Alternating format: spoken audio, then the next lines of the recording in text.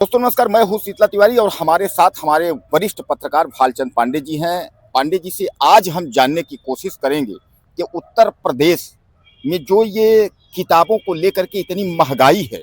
यानी शिक्षा व्यवस्था जो है, शिक्षा व्यवस्था चरमरा गई है तरीके से आप समझिएगा कि महंगाई का दौर जो है वह इतना तगड़ा है कि जो सामान्य घरों के बच्चे हैं वह अब स्कूल, प्राइवेट स्कूल जाने से कतराने लगे हैं। लेकिन जो घर के गार्जियन हैं वह तो आप जानते हैं कि जमीन जगह जो कुछ प्रॉपर्टी है वह बेचकर पढ़ाने के लिए तैयार हैं। तो पांडे जी से आज जानने की कोशिश कर रहे हैं कि क्या इस पर कुछ लगाम लग सकता है, किताबों के दाम कम हो सकते हैं, प्राइवेट स्कूल में जो री एडमिशन का फीस है उसमें कुछ रियायत हो सकती है, हर वर्ष फीस जो बढ़ाया जा रहा है उस पर कुछ हो सकता है, यानी सीएम योगी सरकार जो है इन पर कुछ लगाम लगा सकती है, इन स्कूलों के ऊपर कोई कार्यवाही कर सकती है, या इसी तरह जो है चलता रहेगा और जो मध्यम वर्ग के लोग हैं वो पिसते रहेंगे। तो पांडे, सबसे पहले हमारे दर्शकों को आप बताइए कि उत्तर प्रदेश की जो ये लूट है शिक्षा विभाग में, इसको किस तरीके से जो है रोका जाए, और खासकर जो है जो आजकल सरकारी स्कूल हैं वहां लोग कतरा रहे हैं, प्राइवेट की तरफ ज्यादा बढ़ रहे हैं, इसीलिए प्राइवेट लोग जो है इतनी डकैती पे उतारू हुए हैं। तो क्या लगता है कि सीएम योगी जो है इस पर कोई हस्तक्षेप करेंगे? पहले तो आप सभी को नमस्कार। तिवारी जी, जो आपने मुद्दा उठाया, ये मुद्दा बहुत ज्वलंत मुद्दा है। इस पे हर आदमी का समझ चलिए कि आय का लगभग 30% शिक्षा पे खर्च होता है, चाहे छोटा परिवार हो या बड़ा परिवार हो। ये बहुत मायने रखता है हर परिवार के लिए, हर परिवार की अर्थव्यवस्था के लिए। जो आपने आज मुद्दा उठाया है शिक्षा में होने वाले खर्च को लेकर के, ये देखिए, इसी को लेकर के इलाहाबाद हाई कोर्ट के बार एसोसिएशन के अध्यक्ष ने मुख्यमंत्री के नाम एक ज्ञापन दिया है, जिसमें बढ़ती हुई शिक्षा में महंगाई के लिए दिया गया है। अच्छा, इस पे संज्ञान भी लिया है गवर्नमेंट ने, और लगभग हर जिले के जिलाधिकारी ने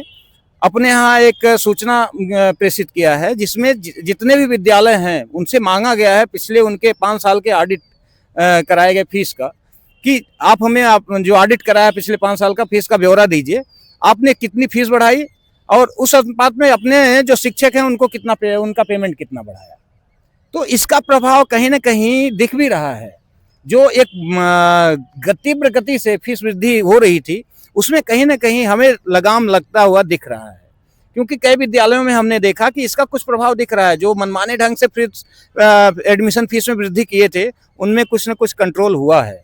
और उसका प्रभाव ये दिख रहा है कि लोगों के ऊपर उसका असर जो है वो कम हो रहा है, मतलब बोझ फीस का वो कम हो रहा है।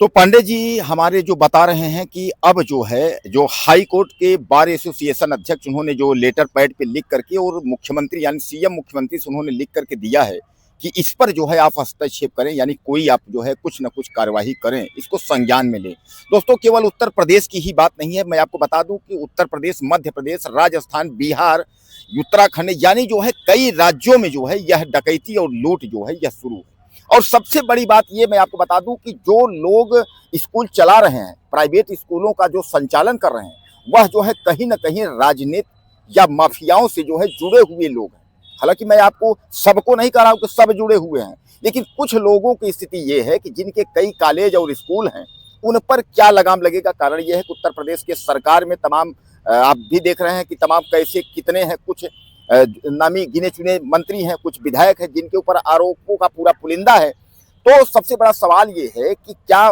खासकर सबसे बड़ा प्रदेश जिसका रास्ता सीधे दिल्ली जाता है, वो उत्तर प्रदेश की जो बात कर रहे हैं, इस पर मुख्यमंत्री योगी आदित्यनाथ अगर संज्ञान लेते हैं तो आप समझ लीजिए कि प्राइवेट स्कूलों पर गाज गिरनी तय है। यानी आप जानते हैं कि वह जो है बुलडोजर बाबा के नाम से मशहूर भी हैं, और वह जो भी फैसला लेते हैं तो वह सीधे सीधे लेते हैं, और फैसला लेने के बाद वह किसी की सुनते नहीं है, चाहे वो नरेंद्र मोदी हो यानी देश के प्रधानमंत्री हो, चाहे वह गृह मंत्री हो। और इसीलिए तो कहा जाता है ना कि देश में जितने भी मुख्यमंत्री हैं वह सब रिमोट कंट्रोल से चलते हैं, लेकिन उत्तर प्रदेश की जो सीएम है वह खुद निर्णय लेते हैं। बहरहाल पांडे जी, ये आपको ये क्या लगता है, जैसा आपने कहा कि बार एसोसिएशन ने लेटर लिखा हुआ है, अब लेटर जो है मुख्यमंत्री को संज्ञान में है, तो क्या मुख्यमंत्री इस तरीके का कोई मामला ले सकते हैं, या नेपाल जैसी स्थिति की, नेपाल में जो है प्राइवेट स्कूलों को ही बंद कर दिया गया, केवल सरकारी स्कूलों को संचालित किया जा रहा है, कहा जा रहा है कि सब लड़के जो है वो सरकारी स्कूल में पढ़ें, तो क्या ऐसा कोई स्थिति आ सकती है कि उत्तर प्रदेश में प्राइवेट स्कूलों को बंद करने के लिए, या कोई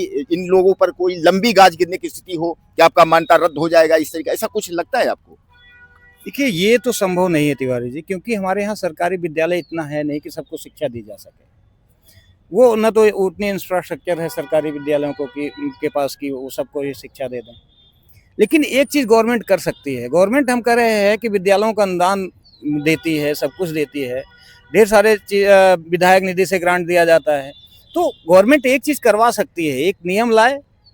उनके हर प्राइवेट विद्यालय को ये निर्देशित करे